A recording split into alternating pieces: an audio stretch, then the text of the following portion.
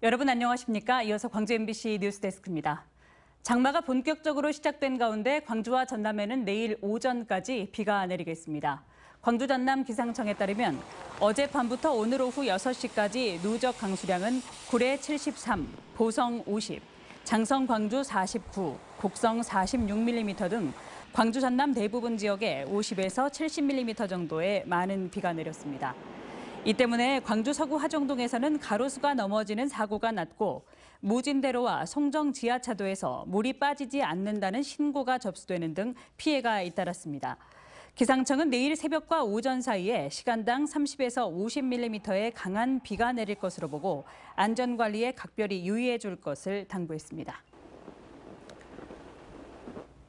5.18의 마지막 수배자, 고 윤한봉 선생의 17주기 추모제가 열렸습니다. 미국 망명 도중에도 5.18 진상규명을 위해 헌신했고 귀국해서는 5.18 기념재단을 세웠던 윤한봉 선생. 윤한봉 사업회는 이번 추모제를 마지막으로 해산합니다. 임지은 기자가 보도합니다. 1993년 5월 기자들의 질문 세례를 받으며 입국장에 들어서는 한 남성. 5.18 핵심 주동인물로 지목돼 미국에서 망명 생활을 하다 12년 만에 돌아온 고 윤한봉 선생입니다. 5.18 이후 밀항을 통해 미국으로 건너간 윤 선생은 윤상원 등 동료들을 두고 자신만 피신했다는 죄책감에 평생을 시달렸습니다. 석재형 마음으로 죽습니다. 왜 석재하죠? 같이 못 죽었습니다. 같이 못 죽었습니다. 미국에서 한인단체를 세워 5.18의 진상을 알리기 위해 애를 썼고 망명 생활을 끝내고 국내에 돌아와서는 5.18 기념재단을 창립했습니다. 그리고 5월은 명예가 아니라 멍해라는 아직까지도 회자되는 유명한 창립 선언문을 남깁니다. 5월은 명예가 아니고 멍해이며 채권이 아니고 채무입니다. 5월은 광주의 것도 아니고 구속자, 부상자, 유가족의 것도 아닙니다. 사단법인 합수 윤한봉 사업회는 윤 선생의 삶과 정신을 기리는 17주기 추모제를 열었습니다. 가족, 동창, 그리고 밀항을 도왔던 기관사들까지 윤 선생과 함께했던 이들이 참석해 고인을 기억했습니다. 1학년 때는 7반에서 같이 공부했고 2학년 때는 5반이었는데 한 책상에 같이 앉았습니다. 우리 윤한봉 친구와 갔던 바닷가도 가보고 생가도 가봤는데 지난 2008년 결성된 사업회는 아쉽게도 올해를 마지막으로 해산합니다. 계승 사업을 어떻게 이어갈 것인가, 그리고 해외하고 교류 사업을 어떻게 할 것인가에 대해서 논의했고요. 해외 교류 사업은 들불 기념사업회 거기를 통해서 계승하기로 하고 30년 전 5.18 기념재단을 세우면서 남긴 5월은 명예가 아니라 멍해라는 그의 선언은 아직도 우리 사회에 큰 울림을 남기고 있습니다. MBC 뉴스 임지은입니다. 목포 사막도에서는 인공수로 사업이 진행되고 있습니다. 목포시가 지난 24년간 수많은 예산을 투입해서 진행하고 있는 사막도 복원화 사업의 일환입니다.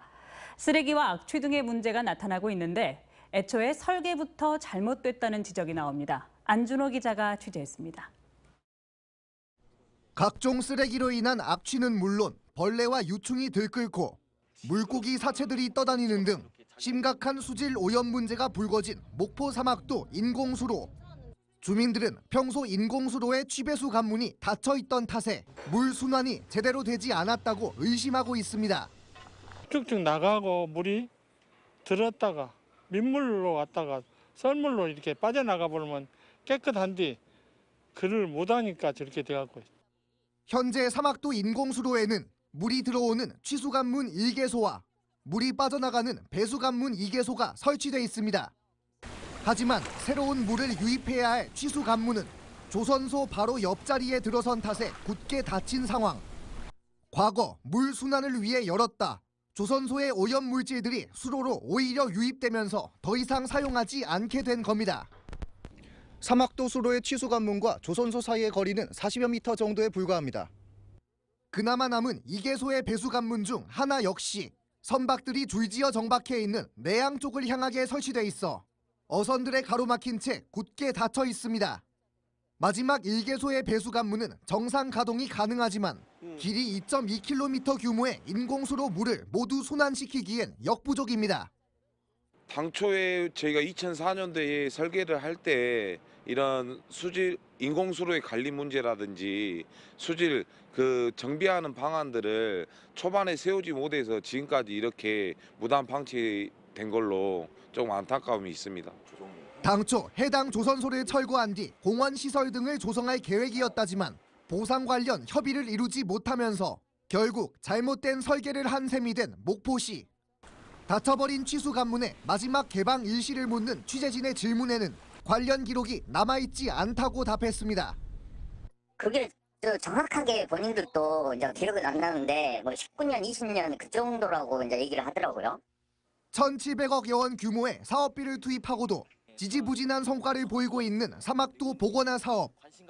24년 동안 공사를 이어온 목포시는 결국 당초 내년까지로 설정했었던 완공 예정일을 3년 더 연장하기로 했습니다. MBC 뉴스 안준호입니다.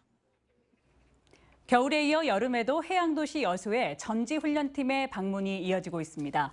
올해 하계 전지훈련 참여 연 인원은 5,000명으로 예상되는데 여수시는 더 많은 훈련팀을 유치하기 위해 지원을 강화할 계획입니다. 문영철 기자가 전해드립니다. 돛에 태극기가 새겨진 요트들이 바다 위에서 항해를 시작합니다. 커다란 연에 몸을 맡긴 선수들도 바람을 타고 빠른 속도로 물 위를 질주합니다. 여수에서 하계 전지훈련에 들어간 요트 국가대표 선수단입니다. 부산에 있는 경기장이 재개발에 들어간 데다 풍랑주의보나 강풍주의보가 잦아 어려움을 겪었는데 여수는 파도가 높지 않고 바람도 적당하게 불어 오는 9월까지 이곳에서 전지훈련을 진행하기로 했습니다. 주로 자전거 트레이닝 많이 하는데 여수 자전거 코스라든가 그런 것도 잘 돼 있고.